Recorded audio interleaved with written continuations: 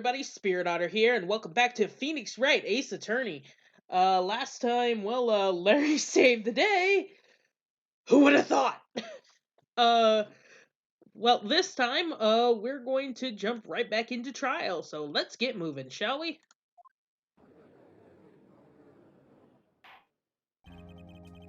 Court is back in session. Witness, please testify to the court about everything you saw on the night of December 24th. Right, leave it to me. Please, Larry, don't mess this one up. I hate to admit it, but you're our last chance. Von Karma didn't even have time to prep his witness. I just hope Edgeworth is right about this being our big break.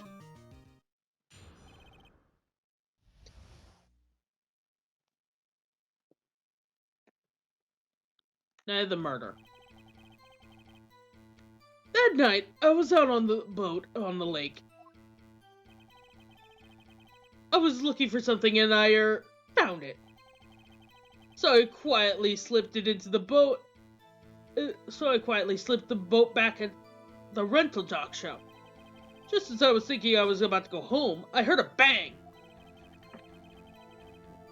I looked over at the lake, but I didn't notice the boat. So after I heard that single gunshot, I went home. That was an unusually vague testimony even for this court. In any matter, Mr. Wright, you may begin your cross-examination. Yes, Your Honor. What's wrong, Nick? It's Larry. I have no idea what he's gonna say if I press him. I'm a little scared. Well, we've come this far. There's no way to go but forward, Nick.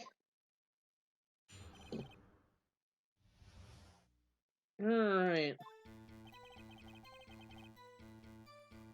There was one thing that kinda stuck out to me. You heard just one bang? Where'd the sound come from? Well, yeah, I wasn't sure about that. I looked around, you know. Did you look at the lake? Yeah, it looks.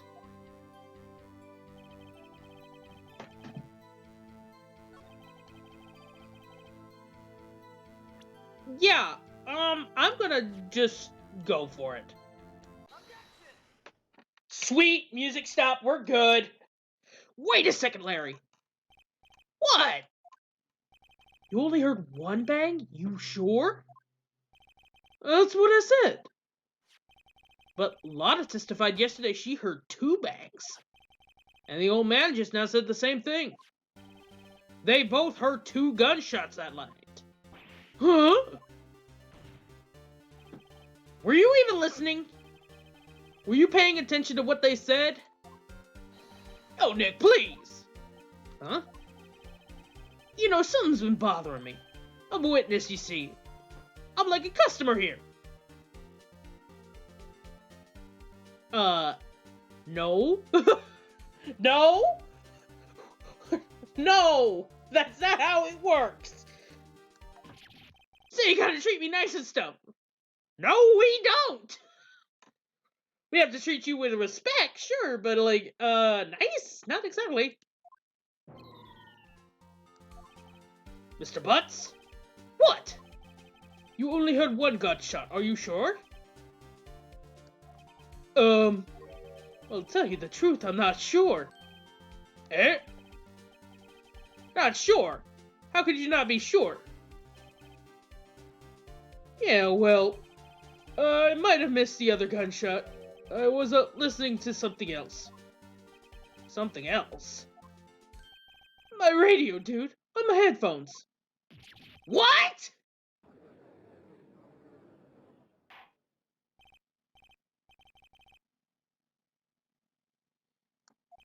Mr. Butts, you were listening to the radio on earphones? Yeah, so what? Is that a crime? I was listening to my radio. Everyone listens to the radio. What's the big deal? Mr. Von Karma, your opinion? Waste of time. Do not accept this witness nor his shoddy testimony. Well, Mr. Wright, should he continue the testimony? Continue, please, Your Honor. Please. Please allow the witness to continue his testimony. Bah! Nothing is more pitiful than a lawyer who does not know when he's lost. Very well, Mr. Butts. Give us your testimony and be sure to include details like your radio. Right, leave it to me. I wouldn't if there weren't any other way out of this, believe me. Phoenix. Jeez. What Larry heard.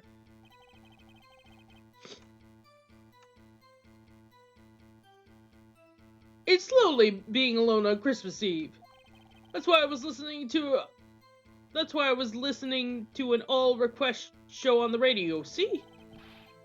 I was listening to it real booming loud, like. But I'm sure I heard that gunshot. I remembered exactly what the DJ was saying too when I heard it. You were listening to your radio at a high volume. Yeah, what's the big problem? Can't a man listen to his radio in peace? Isn't this a free country? I truly believe Larry has no idea what the problem is here. No? Judge! Can you believe a word this witness says? What he heard was probably nothing more than a drum beat from the radio. True enough, it's difficult to believe this testimony. Wait, Your Honor! The witness has said he remembers exactly what the DJ says when he heard the gunshot. Excuse me? DJ? An announcer. The guy who says things on the radio. Yeah, anyway. What this means is when he heard the gunshot, no music was playing. The DJ only talks between songs, so he could have heard the gunshot from the lake. I'd like to cross-examine the witness, Your Honor. Very well, Mr. Wright. Can't believe I'm continuing this charade. Alright, Larry, what did you hear?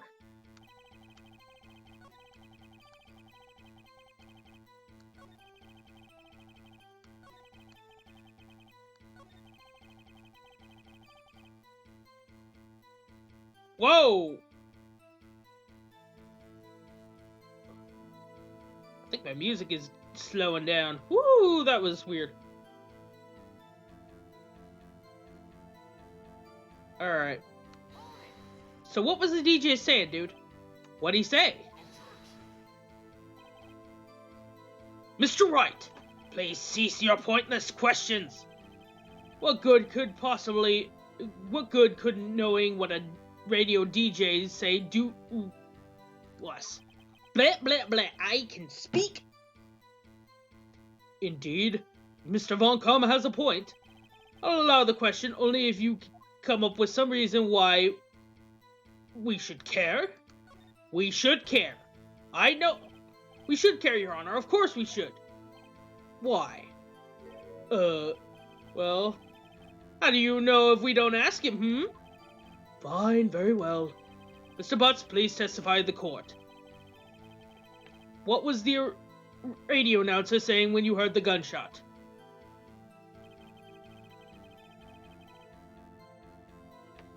Oh!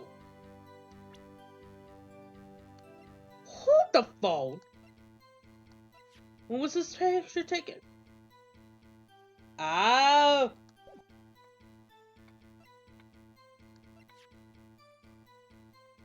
Just after midnight.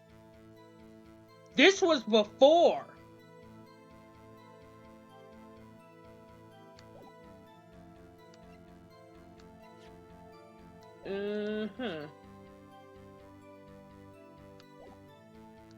Actually, let's try this. Thank you! Okay. I'm scared because this game has very weird logic, and if you present the wrong evidence, even though it makes sense, they'll still ding you for it. Larry, are you absolutely sure what you're saying is correct? Huh? What's into that face? You look scary, dude. Hey, if you're trying to scare me, you better know I don't scare that easily. Sure. Is something the matter, Mr. Wright? Your Honor, did you hear what the witness said? The DJ said, hey, it's almost Christmas when he heard the gunshot. Indeed, and almost Christmas means it wasn't Christmas. You realize what this means? When he heard the gunshot, it was still Christmas Eve. That would seem to be the case, yes. But that contradicts the two testimonies we have heard so far, Your Honor. Both Miss Hart and the old man said it was after midnight when they heard the shots. In other words, when they heard the gunshots, it was already Christmas. This is a clear contradiction, Your Honor. Order! Order! What does this mean? The two prior witnesses heard the gunshots after midnight. However, this witness says he heard a gunshot before midnight. Judge, the answer is simple. The current witness is plainly mistaken. Just look at him. Suspicious. Yeah, he's kind of sus. I'm sorry, I'm a memer. Oh, God. What? Well, Mr. Wright, what do you think about Mr. Butt's claim he heard the gunshot before midnight? Larry's right. Larry is not mistaken, Your Honor. He heard that gunshot before midnight. Intriguing. I'm assuming you have evidence for this wild claim. Show me the evidence there was a gunshot before midnight. I have one. Look at this photograph. This was taken by our witness yesterday, Miss Lotta Hart, with her automatic camera. The timestamp on the photo reads December 24th, 11:50 p.m. Oh yeah? But there's nothing on the lake in this picture. Your Honor, the real issue here is not why nothing is shown in this photograph. It's why this photograph exists at all. What do you mean? Your Honor, this photograph was taken by an automatic camera. That camera was set to go off in response to loud noises. Ugh! Correct. There was a loud noise on the lake at 11:50 p.m. That is why this photograph was taken. In other words, when Larry heard that gunshot, it was most definitely Christmas Eve. Indeed, it would seem that is the case. Then where does that leave us? Miss Hart testified that she heard the gunshot after midnight. Are you claiming she was mistaken? Not at all, Your Honor. This is in fact the camera that triggered 15 minutes after midnight.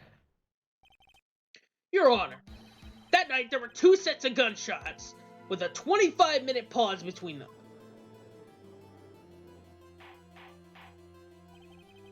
Why would this be? Don't be fooled, Judge. The camera was set to respond to loud noises. Yes. There was no proof that the loud noise at 11:50 was a gunshot. Why, the witness could have just sneezed and triggered the camera. Hey, my nose was clear that night, man. Clear! Well, Mr. Wright, there's no turning back now. Can you prove that the loud noise at 11 p.m. was indeed a gunshot? Please show the court the evidence if you have any. I'm gonna show the gun. It was fired 3 times. This is my evidence. The murder weapon? Something about this pistol was bothering me, Your Honor. Yeah, it was bothering me too! It's been bothering me for the longest time. There were 3 shots! Both witnesses who testified yesterday heard 2 gunshots. However, the murder weapon was fired 3 times. When was the last shot fired? Only now have I realized the truth. The third shot was the shot Larry heard just before midnight. Order, order!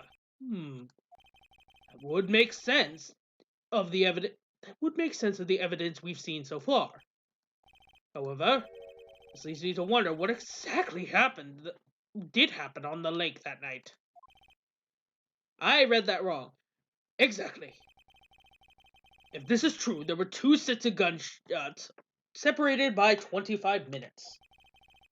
At 1:50, one at 1:50, the other 15 minutes after midnight. Why, I ask you, why? I better think of something quick. Wait a second. Gunshots separated by 25 minutes. Ah! What's wrong, Nick? I have it! Huh? Remember the case with the Steel Samurai? Huh? Yeah, of course I remember. The murderer in this case had the same idea as the murderer in that case. What do you mean? Maya! Yes? If we don't figure this out now, we'll never overturn Edgeworth's guilty verdict. I've got a hunch, and I'm gonna run with it. Right. I mean, is this safe? Safe? We've already gotten a guilty verdict. We have nothing to lose. Just watch and let me know if I say anything that sounds fishy, okay? Right, Nick. Alright, let's do this. Your Honor. Yes, Mr. Wright? The testimony just now had cleared up this entire case.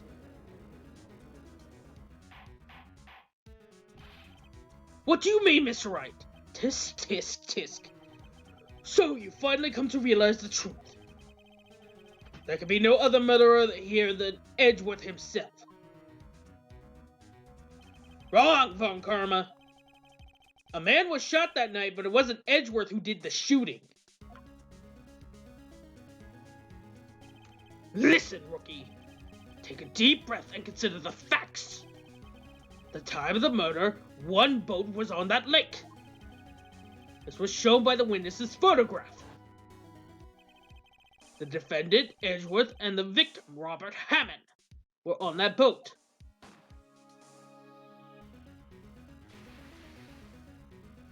There was a gunshot fired on that boat, and Robert Hammond fell into the lake. The distance of the shooting was 1 meter. It couldn't have been a suicide. Well, the guilty party has to be none other than the man on the boat. I admit it's pretty hard to imagine any other possibility. Yes. That assumes the victim was shot 15 minutes after midnight. What do you mean, Mr. Wright? We have photographic evidence of the time of the shooting. The timestamp on the photo says 12:15. I know it says 00:15, but roll with me. But Larry heard the gunshot 25 minutes before that. Robert Hammond was killed then, 25 minutes before the shot on the lake. It's the only way Edgeworth could be innocent. Mr. Wright, are you quite mad? Explain who this is sitting on the boat. Edgeworth and the murderer. Of course it was Edgeworth and the murderer. After the murderer killed Robert Hammond at 11:50, he assumed the guise of Mr. Hammond and met Edgeworth.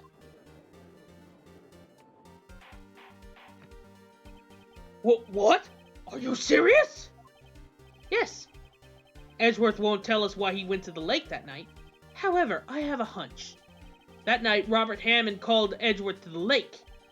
Now, Edgeworth didn't know Robert Hammond's face that well. That's why he didn't suspect anything when the murderer took Robert Hammond's place. I'm not so sure what to make of all this. Ludicrous! Mr. Wright, Tell us, what was the name of the murderer then? The murderer's name? Right, it's...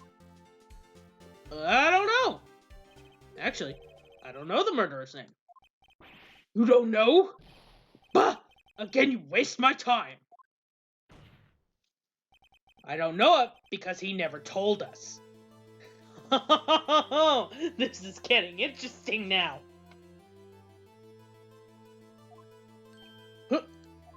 The murderer is the caretaker of the boat shop, that old man. At 11:50, he was the one who killed Robert Hammond. The caretaker of the boat shop? Where did he do this? There weren't any boats on the lake at the time. Why would he have to go all the way out on the lake just to shoot someone? May I suggest the real scene of this crime was not in a boat? What? Well then, where did the murder take place?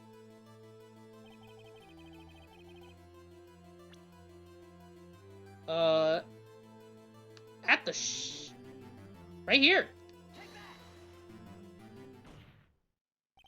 Here, of course, the boat shop where he lives. That way he can meet with the victim in secret without anyone seeing. Do you have any proof that the boat shop was the scene of the crime?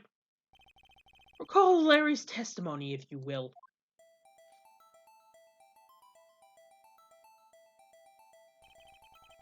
That night, he was out on the lake searching for something. He finds it and returns to the boat. Returns the boat. Just just as he's starting to head for home, he hears a gunshot. He heard a gunshot, Your Honor, even though he was wearing headphones at the time. In other words, the gunshot was very, very close by. And where would that be if he had just returned the boat? The boat shop. Mr. Wright, what happened that night on Gourd Lake? Please tell the court from the beginning. Yes, Your Honor. Nick, are you sure about this? Not really. But I think if I start from the very beginning and take it slow, we might be able to figure this out. That night, the caretaker of the boat shop called Robert Hammond to his shop.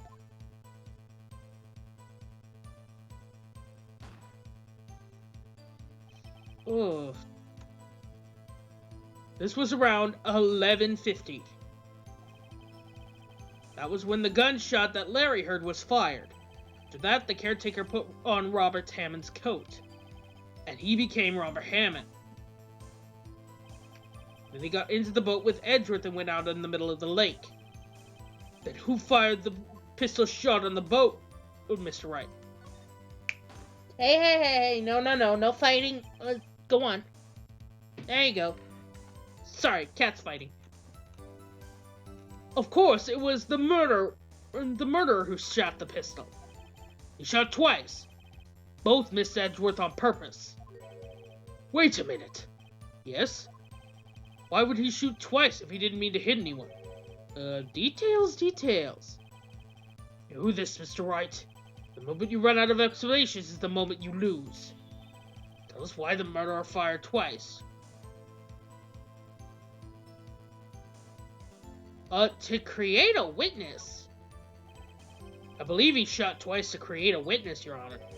Create a witness? If the murderer lifts his pistol and fires one shot, that ensures anyone who heard the shot would look out on the lake. Indeed, Miss Hart did not expect that after hearing the first gunshot. Next, the murderer waits a bit and he fires again. Then,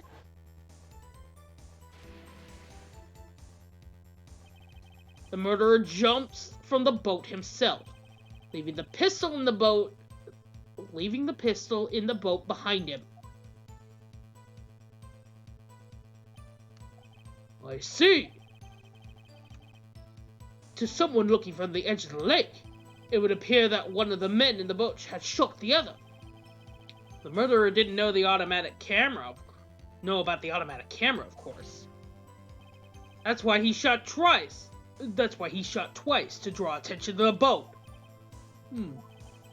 Once you realize that, everything else falls into place.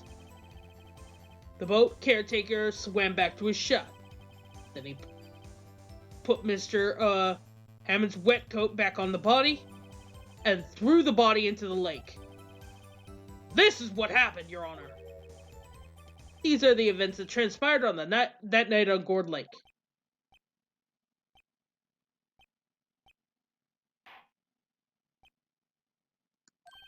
Bailiff! Bring out the witness from before. The boat shop caretaker, quickly!